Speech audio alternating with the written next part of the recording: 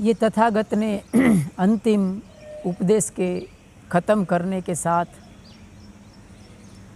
अपना शरीर त्यागने की प्रक्रिया आरंभ कर दी। कहते हैं कि पास में आनंद, अनिरुद्ध सब खड़े थे। अनिरुद्ध के बारे में कहा जाता है कि वो उनको अग्र की उपाधि दी गई थी दिव्य चक्षुधारियों में। तो भगवान तथागत ध्यानस्थ होते हैं और कहते हैं कि वो ध्यान के शिखर सर करते हैं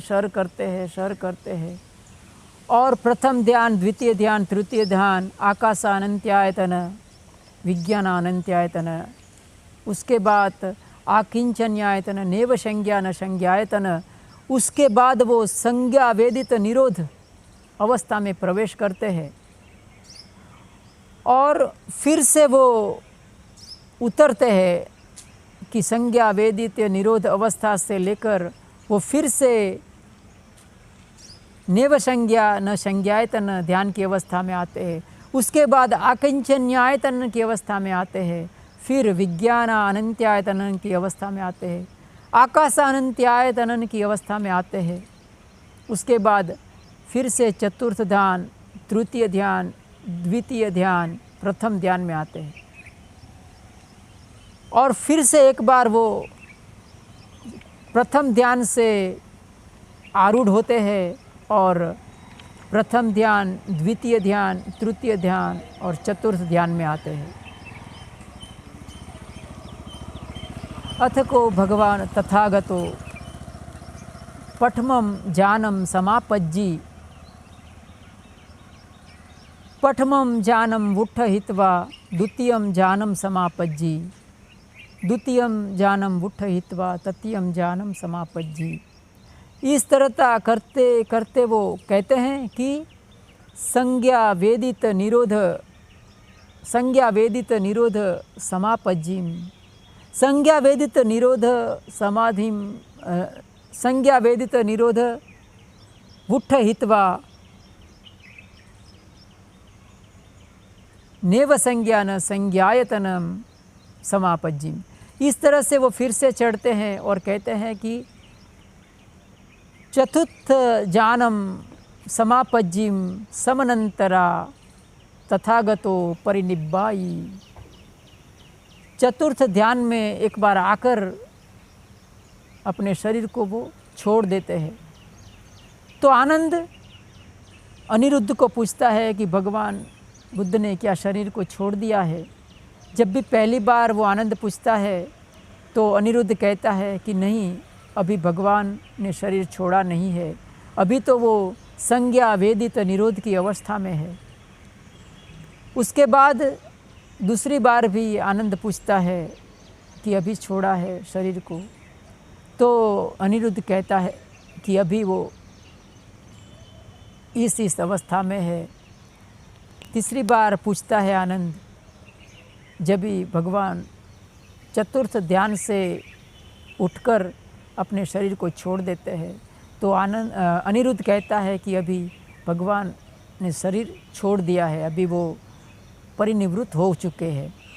तो कहते हैं परिनिब्बानोच तथागतो महाभूमि चालो अहेसु सलोम हंसो देव दुंदुभियो च फलेसु। जैसे ही तथागत ने अपने शरीर को छोड़ा तो कहते हैं कि पूरे संसार में प्रकाश हो गया था और धरती में कंपन आ गया था। सारे लोम को हर्षित करने वाले कंपन आ गए थे और देव दुंदुभियो बजी थी जब भी तथागत ने अपने शरीर को छोड़ दिया था। इसके साथ ही भगवान आनंद को लगता है कि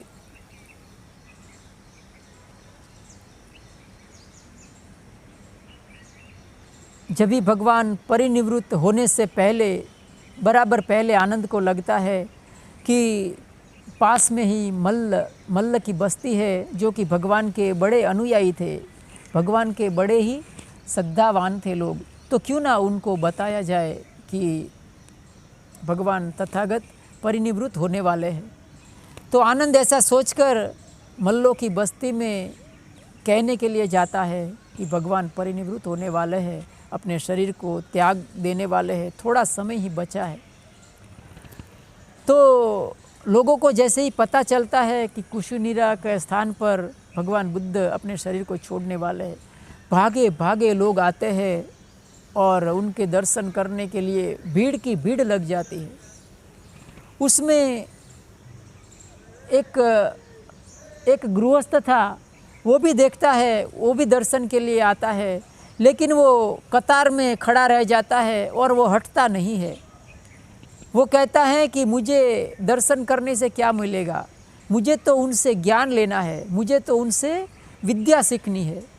तो आनंद कहता है कि भाई अभी भगवान है, उसका शरीर छोड़ने का समय हो गया है, तुम्हें अगर दर्शन नहीं करना है तो तुम एक बाजू हट जाओ और दूसरे को दर्शन करने दो।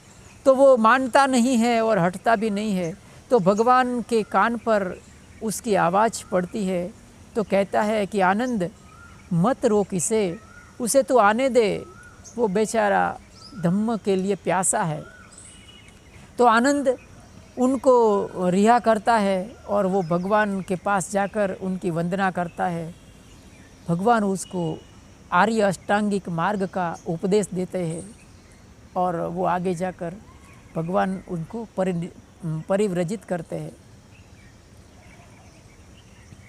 फिर भगवान शरीर को छोड़ने के लिए ध्यान के एक शिखर सर करते करते अपने शरीर को त्यागते हैं। शरीर भगवान ने छोड़ दिया, परिनिवृत्त हो गए। तो उससे पहले भगवान बुद्ध ने कहा था कि मेरा जो अंतिम संस्कार है वो एक चक्रवर्ती राजा के माफिक किया जाना चाहिए। तो कहते हैं कि उनकी चिता को आग नहीं लगती थी, उनकी चिता अग्नि को नहीं पकड़ती थी। तो उसकी वजह क्या थी? तो कुछ तो कहते हैं, लिखा है, ऐसा कहा गया है कि जो महाकाश्यप था वो जब तक आता नहीं है और वो तथागत के पैरों की वंदना नहीं करता है, उसकी प्रदक्षिणा नहीं करता है, तब तक चिता जलने वाली नहीं थी, तब तक नहीं जले थी। ऐसा देवताओं का अभिप्राय था। ऐसा महापरिनिर्वाण सूत्र में आता है कि यावा यस्मा महाकස්සपो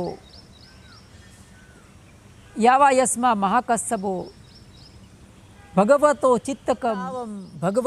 चित्तको पज्जली सती। तब तक भगवान की चित्ता को आग नहीं लगती थी, आग नहीं लगेगी, अग्नि नहीं पकड़ेगी जब तक महाकाश्यप आ नहीं जाता है, उसकी प्रदक्षिणा नहीं करता है। यावा यस्मा महाकස්සपो भगवतो चित्त को पादम सिरसा न वंदिष्यति। उसको अपने सिर से वंदना नहीं करता है, तब तक उसको चित्ता को आग नहीं लगेगी। देवता न अधिपायो होतु थी, इस प्रकार की देवताओं का अभिप्राय था। दूसरी तरफ महाकाश्यप वहाँ उपस्थित नहीं था और कहते हैं कि महाकाश्यप नज़दीक के कोई स्थान में विहार करता था। उधर वो देखता है कि कोई एक परिव्राजिक हाथ में मंदार पुष्प लिए हुए जा रहा था। अभी महाकाश्यप वो मंदार पुष्पों की सुगंध से और उसको देखते उनके मन में जागता है कि ये मंदार पुष्प है, उसका खिलना, उसका पृथ्वी पर होना बड़ा ही दुर्लभ है और वो असाधारण है, क्योंकि मंदार नाम के पुष्प सिर्फ देवलोक में पाए जाते हैं, ऐसा कहा गया है। तो जैसे ही वो मंदार पुष्प को देखता है तो उसको पूछता है कि ये फूल कहाँ से आए। तो वो जो परिव्राजक था वो उनको सही सही बात बताता है कि भगवान बुद्ध का परिनिर्वाण हो चुका है। तो महाकाश्यप वहाँ से विहार करके अपने 500 भिक्षुओं के साथ निकल पड़ता है और जहाँ भगवान बुद्ध परिनिवृत्त हुए थे कुशीनारा में आ पहुँचता है। कहता है कि जैसे ही महाकाश्यप ने भगवान बुद्ध के चरणों की वंदना की, उसके 3 बार उसकी प्रदक्षिणा की, उसके साथ साथ सभी उनके साथ भिक्षु हुए थे उन्होंने भी वंदना की, प्रदक्षिणा की। उसके साथ ही भगवान की चित्ता अपने आप जल उठी थी, अपने आप ही उसमें आग पकड़ ली थी। यावा यस्मा महाकश्यपो भगवतो पादम शिरसा वंदिष्यति।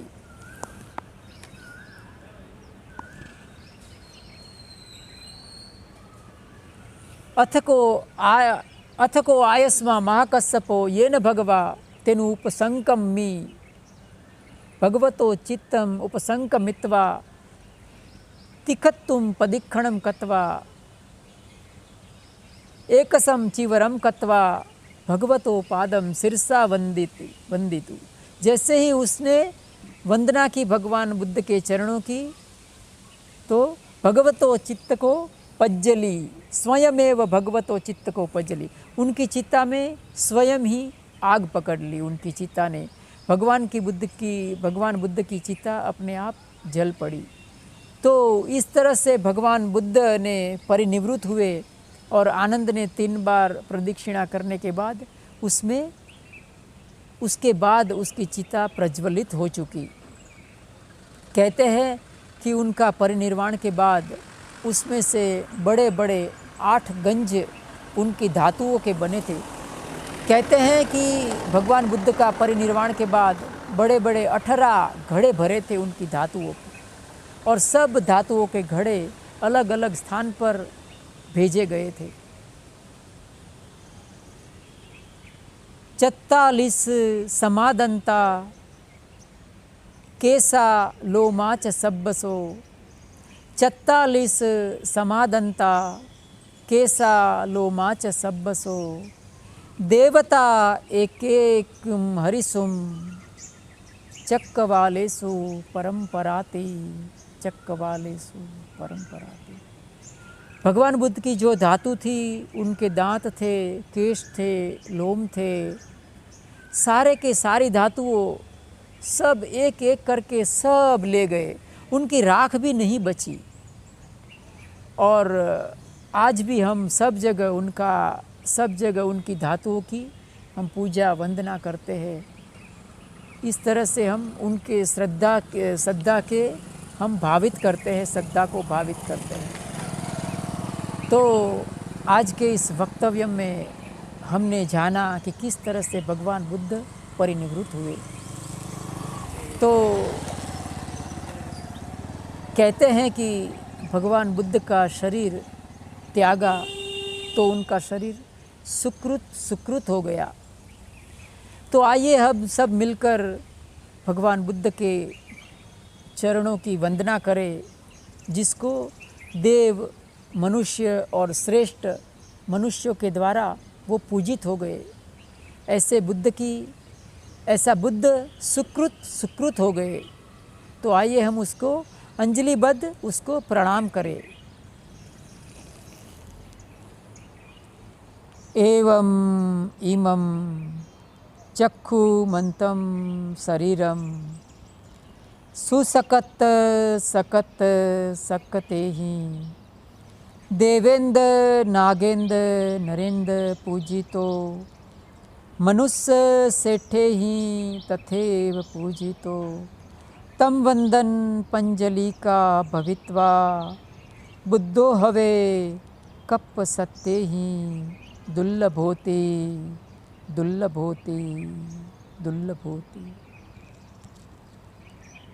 साधु